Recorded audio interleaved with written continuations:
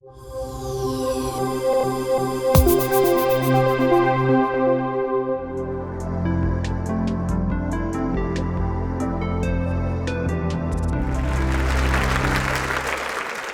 me ask you a question. If a stranger, someone you did not know, punched you and then strangled you nearly unconscious and then walked away, what would you do next? How would you react?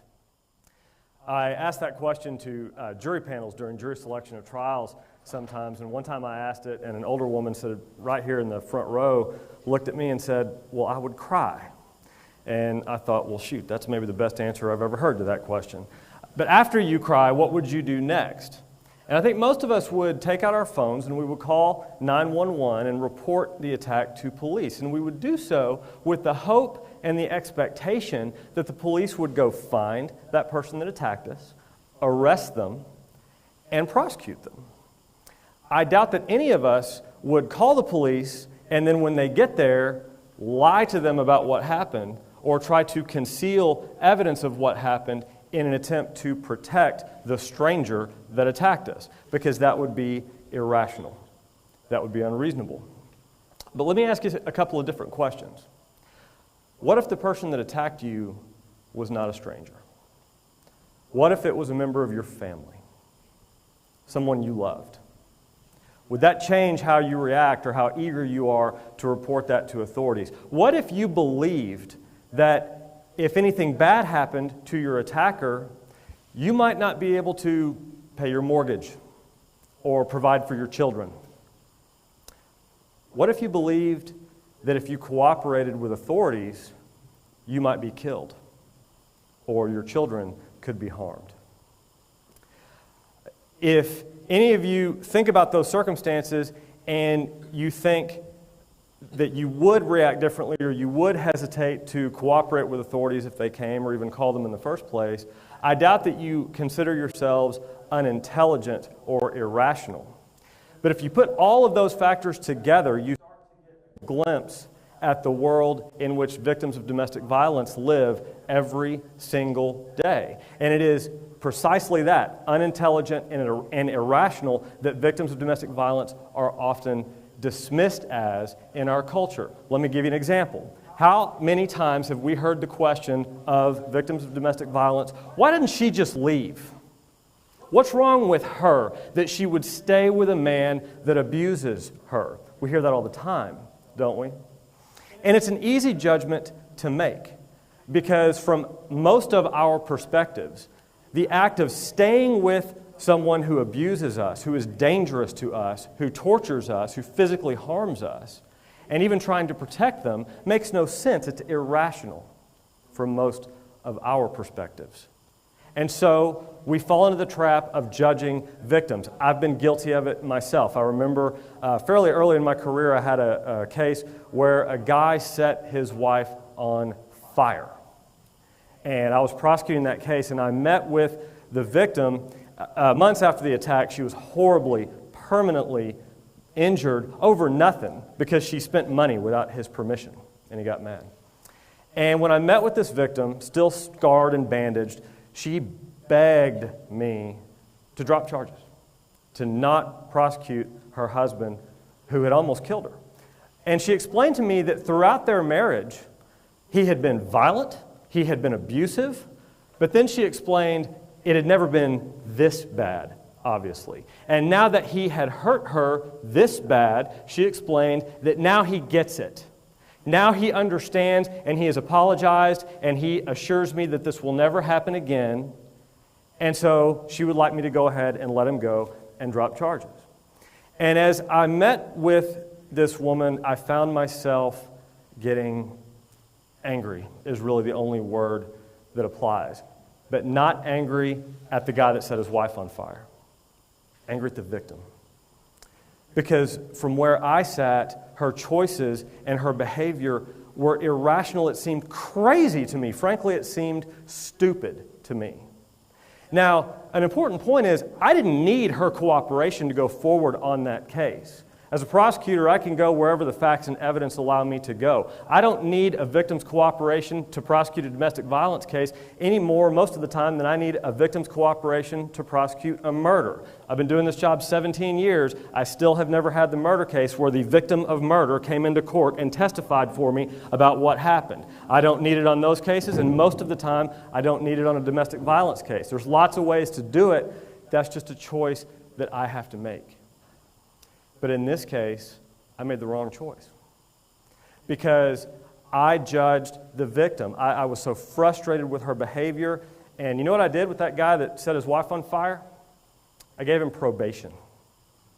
I had the ability to fight with everything I had to put that man in prison, to physically incapacitate him, to separate him from that victim, and to change her circumstances and give her a shot to get away and get safe.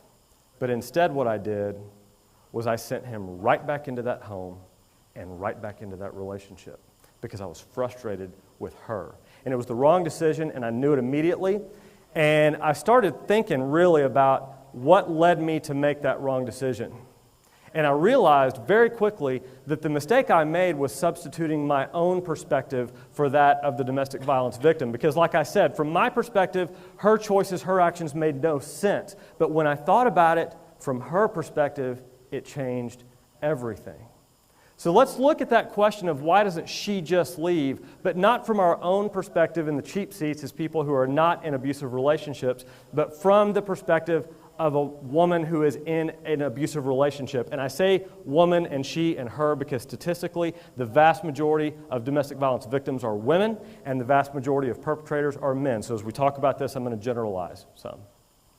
Why didn't she just leave from her perspective?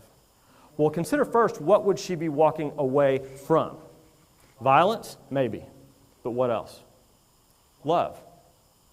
Her home, many times her physical home, her family. And consider not only what is she walking away from, consider what is she walking towards. Uncertainty, poverty, potentially. How is she going to pay the mortgage or provide for her children? And fear. Fear is a big one. The most dangerous thing, statistically, that a victim of domestic violence can do is leave an abusive relationship. Women are 70 times more likely to be murdered by an abusive partner immediately after leaving an abusive relationship than at any other time in that relationship because domestic violence is all about control. And if she leaves, what is the abuser losing? Control. And it's dangerous. And victims understand that better than the rest of us. They understand that by leaving, it's dangerous for them and anyone around them. 20%, 1 in 5, of victims of domestic violence homicide are people other than the abused partner. They are children. They are other family members. They are police officers. And victims get it. And so from a victim's perspective, many times the safest choice she can make is to stay right where she is. I heard a victim describe it to me this way once. She said, it's like when you see a shark's fin in the water. You know it's dangerous, but as long as you can see it, you feel reasonably safe because at least you know where the danger is. But if that fin dips below the water, that's the really scary thing because now you don't know when or where the attack is going to come, and that's what it feels like to leave an abuser. So what do we do about it? I think it's naive to suggest that we can eradicate domestic violence and get rid of it. It's always been there. I think it will always be there. But there are 3 things that each of us have the power and potential to do that on a case-by-case basis can change the circumstances of a domestic violence victim and potentially mean the difference between her life and her death. We've already talked about the first one. And that is to remember, consciously choose to remember that the world is a different place through the eyes of a domestic violence victim than it is to the rest of us in the cheap seats. When we substitute our own perspective for that of the victim, we make the same mistake that I did. We fall into the trap of judging the victim, and we make the wrong choice of what to do next, just like I did. And that leads into the second thing that each of us has the power and potential to do, which is to judge the conduct of the abuser rather than the abused. There is no other type of violent crime where we lay the blame for the violence at the feet of the victim rather than the perpetrator.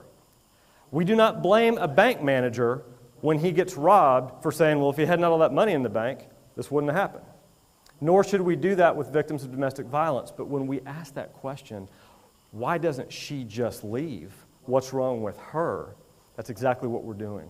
We're laying the blame for domestic violence at the feet of the abused rather than the abuser. A better question than why doesn't she just leave might be, why is he hitting her? An even better question might be, how do we stop him from hitting her? And maybe the best question of all might be, how do we help her? How do we help her? And that leads into the third thing that we all have the power and potential to do, which is to make domestic violence our business collectively, because it is our business collectively. Domestic violence does not only affect the individual being abused. It's like when you throw a rock into a pond and the ripples go out. Consider, for example, children who are not per se victims of domestic violence, but they are exposed to it in the home. Young boys who are exposed to domestic violence in the home are 10 times more likely to grow up to become domestic abusers, and the cycle repeats. Girls who are exposed to domestic violence in the home growing up are not only far more likely to grow up to become victims of physical abuse, they are also far more likely to become victims of sexual abuse during their lifetime. And the trajectory of their lives are changed forever.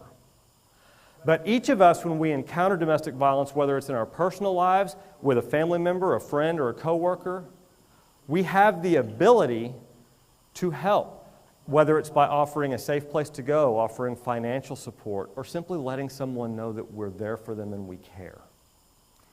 Or professionally, when we encounter domestic violence, we can let the facts and the evidence dictate our actions as law enforcement or as prosecutors, rather than allowing the words of the victim in that moment to dictate what we do next. Because hard experience teaches us that when a victim of domestic violence speaks, oftentimes the voice that we actually hear is that of the abuser, because domestic violence is all about control.